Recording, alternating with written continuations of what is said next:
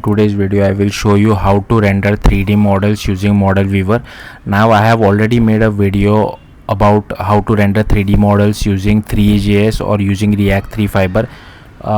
I would honestly recommend, like, if you're using a framework like React.js or Next.js, then it's better to go with React 3 Fiber. I'm not really sure because while using model viewer it throws a lot of issues in my console, so I'm not really sure how to resolve those issues. So yeah, you choose whatever makes sense to you. So to render this 3D model using model viewer, so here you can see that I am using Next.js, and what I have done is that I have downloaded a GLB model from online, and I have just copy pasted inside public directory.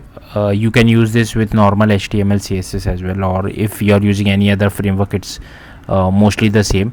And here you will first have to install model viewer.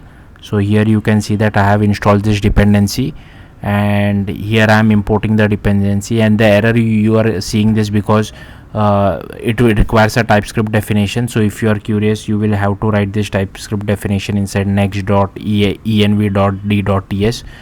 and here you just have to pass your model name, and I am auto rotating it, and I am also allowing camera control, and I have just applied some styles.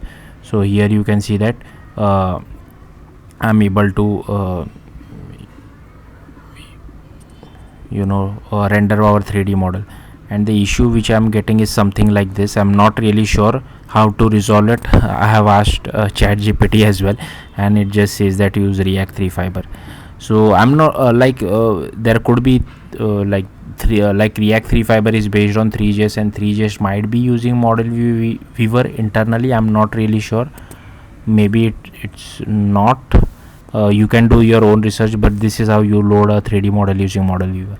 Yeah, thank you for watching. Bye.